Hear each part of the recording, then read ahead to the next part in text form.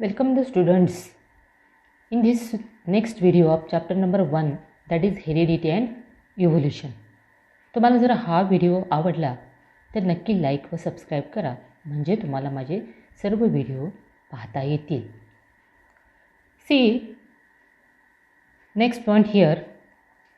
Last time we have studied transcription, translation and translocation. Now we are going to see the next point, that is evolution. Let us see evolution. Evolution is a gradual change occurring in living organisms over a long duration. उत्क्रांती ही एक अशी प्रक्रिया आहे की सजीवांमध्ये अत्यंत सावकाश आणि क्रमिक होणारा बदल, म्हणजे इव्होल्युशनची ही क्रिया जी अगदी ग्रॅज्युअली सावकाशपणे होत असते आणि it takes a long duration. अतिशय सावकाशपणे होते आणि हळूहळू टप्प्याटप्प्यानं होत असते. This is very slow going process, ज्या अतिशय सावकाश पद्धतीनं होणारी ही जी प्रक्रिया आहे. Through which development of organisms is achieved, आणि या प्रक्रियेमधून ऑर्गॅनिझम्स डेव्हलप होतात, म्हणजे सजीवांचा विकास साधणारी ही प्रक्रिया आहे. All the stages in changes occurred in various components ranging from stars and planets in the space to the biosphere present on the earth should be included in the study of evolution. यामध्ये अगदी अंतराळातील ग्रहताऱ्यांच्यापासून पृथ्वीवर असलेल्या जीवसृष्टीतील बदलांपर्यंतच्या अनेक टप्प्यांचा विचार या उत्क्रांतीच्या अभ्यासामध्ये केला जातो. Now here second definition of the evolution. This is first definition इव्होल्युशनची. Second definition, formation of new species due to changes in a specific characters of several generations of living organisms as a response to the natural selection is called as a evolution.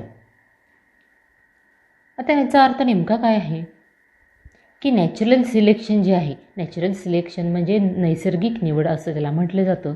आणि natural selection, या natural selection नैसर्गिक निवडीला प्रतिसाद म्हणून सजीवांच्या एखाद्या वर्गाच्या वैशिष्ट्यपूर्ण लक्षणांमध्ये अनेक पिढ्यांपर्यंत बदल घडणाऱ्या ज्या प्रक्रियेमुळे अखेर नवनव्या जीवजाती निर्माण होतात, आणि ती प्रक्रिया म्हणजेच उत्क्रांती असं म्हटलं जातं. आता सजीवांचा एखादा वर्ग असेल, याच्यामध्ये त्या वर्गाच्या याच्यामध्ये लिव्हिंग ऑर्गॅनिझमचा एखादा वर्ग असेल आणि त्या वर्गामध्ये formation of new species due to changes in specific characters of several generations, त्याच्यामध्ये नवनवीन प्रजाती निर्माण होतात due to specific characters of several generations, आणि त्याच्यामध्ये पुढच्या ज्या येणाऱ्या पिढ्या आहेत त्या पिढ्यांमध्ये त्यांच्यामधली स्पेसिफिक कॅरेक्टर्स, वैशिष्ट्यपूर्ण जी काही लक्षणं आहेत त्यांच्यामध्ये हळूहळू चेंजेस होत जातात.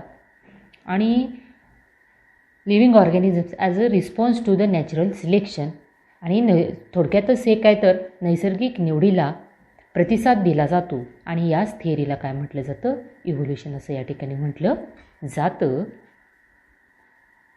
नाव see the theory of evolution. उत्क्रांतीचा सिद्धांत नेमका काय आहे ते पाहूया आता. According to this theory, first living material, that is protoplasm, has been formed in a ocean. In due course of time, unicellular organisms was developed or formed.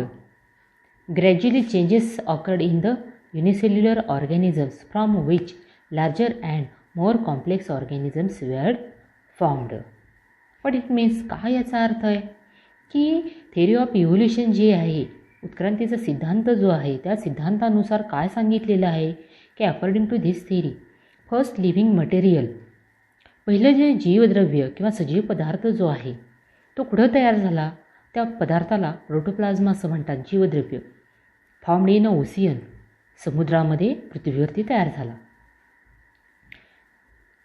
In due to course of time, काळाच्या ओघामध्ये हजारो वर्षामध्ये unicellular organisms was formed, आणि त्या प्रोटोप्लाझ्म म्हणजे जीवद्रव्यापासून unicellular organisms formed. पहिल्यांदा पृथ्वीवरती कोण तयार झालं असावं, तर युनिसेल्युलर ऑर्गॅनिझम्स म्हणजेच एकपेशीय सजीवांची निर्मिती झाली असावी. आता ह्याच्यामध्ये आता युनिसेल्युलर ऑर्गॅनिझम्स तुम्हाला माहिती आहेत. फॉर एक्झाम्पल अमिबा, याच्यासारखे अनेक एक्झाम्पल्स तुम्हाला युनिसेल्युलरमधली माहिती आहेत. Gradually changes occurred in unicellular organisms, आणि हळूहळू कालांतरानं या युनिसेल्युलर ऑर्गॅनिझम्समध्ये एकपेशीय सजीवांमध्ये सुद्धा ग्रॅज्युअली चेंजेस होत गेले. अगदी हळूहळू संथ गतीनं बदल होत गेले, आणि या युनिसेल्युलर ऑर्गॅनिझम्सपासून larger and more complex organisms were formed. अतिशय मोठे आणि more complex organisms, complex means जटिल असे, मग जटिलमध्ये आपल्याला मल्टीसेल्युलर ऑर्गॅनिझम्स सांगता येतील. मल्टीसेल्युलर ऑर्गॅनिझम्स तुम्हाला माहिती आहेत कोणकोणते आहेत. ह्युमन बिईंग आहे, त्याच्यामध्ये डॉंकी येईल, मंकी येईल, कॅट येईल, अशा प्रकारचे कितीतरी ॲनिमल्स हे मल्टीसेल्युलर ऑर्गॅनिझम्स आहेत. हे त्याच्यानंतर फॉर्म झालेले आहेत. All those changes were slow and gradual. आता हे चेंजेस जे होत गेले ऑर्गॅनिझम्समध्ये, हे कसे होत गेले, व्हेरी स्लो, अतिशय हळूहळू, आणि ग्रॅज्युअली, अगदी संथ गतीनं हे बदल होत गेलेले आहेत. साधारणपणाने आता duration of all these changes is as most 300 crore years. आणि या विकासाचा जर आपण कालपट बघितला, किती वर्ष झाली या विकासाला अशा पद्धतीनं चालला आहे तो, तर नियर अबाउट 300 करोड्स इयर्स, 300 कोटी वर्षाचा कालावधी या प्रक्रियेला लागलेला आहे. आता यामध्ये आपण पाहिलं की साधारणपणे ही सगळी जी प्रोसेस आहे, ही प्रोसेस घडून यायला 300 कोटी वर्षांचा कालावधी लागलेला आहे. Changes and development in living organisms had been all round and multidimensional, and this led to evolution of different types of organisms. आता याच्यामध्ये सजीवामधील जो झालेला बदल आहे, चेंजेस आहेत, विकास आहे, हा कसा आहे, तर all round and multi dimensional आहे. हा बदल, विकास हा सर्वव्यापी आणि सर्व अंगांनी होत गेलेला आहे. आणि यातूनच काय झालेले आहे, तर led to evolution of different types of organisms, यातूनच अनेक प्रकारचे सजीव जे आहेत ते पृथ्वीवरती अस्तित्वात आलेले आहेत. Hence this overall process is called as evolution. या सर्व प्रोसेसला, क्रियेला इव्होल्युशन, उत्क्रांती असं म्हटलं जातं, विच इज ऑर्गनायझेशनल. ही जी क्रिया आहे ही कशी आहे, ऑर्गनायझेशनल म्हणजे संघटनात्मक अशा पद्धतीची उत्क्रांती आहे. Progressive development of plants and animals from the ancestors having different structural and functional organisation is called evolution. ही जी आहे ही तिसरी व्याख्या या ठिकाणी इव्होल्युशनची, उत्क्रांतीची दिलेली आहे. ही व्याख्या काय सांगते आपल्याला, तर याच्यामधूनच साधारणपणे प्रोग्रेसिव्ह डेव्हलपमेंट, विकासात्मक जी घटना घडलेली आहे, या विकासात्मक घटनेमध्ये किंवा संघटनात्मक उत्क्रांती आहे याच्यामध्ये, यातून plants and animals from ancestors, वनस्पती अनेक प्रकारच्या आणि प्राणीसुद्धा अनेक प्रकारचे त्यांच्या पूर्वजांच्यापासून निर्माण झालेले आहेत. Having different structural and functional organisation is called evolution. की या सर्व वनस्पती आणि प्राण्यांमध्ये जे त्यांच्या ॲन्सेस्टर्स म्हणजे पूर्वजांपासून तयार झालेले आहेत, त्यांच्यामध्ये काय आहे तर डिफरंट स्ट्रक्चर, त्यांची रचना भिन्न आहे, फंक्शनल ऑर्गनायझेशन, क्रियात्मक संघटन जे आहे ते सगळं वेगवेगळं आहे, आणि it is overall called as a evolution. यालाच एकत्रित काय म्हणतात, उत्क्रांती असं या ठिकाणी म्हटलं जातं. Let us see the evidences of evolution. आपण इव्होल्युशनच्या, उत्क्रांतीच्या 3 व्याख्या, डेफिनेशन्स या ठिकाणी पाहिलेल्या आहेत. आता ह्या उत्क्रांती अशाच पद्धतीनं सजीवांच्यामध्ये झाली का, हे सांगणारे काही इव्हिडन्सेस म्हणजे पुरावे उपलब्ध आहेत. त्या पुराव्याविषयी आपल्याला या ठिकाणी माहिती घ्यायची आहे.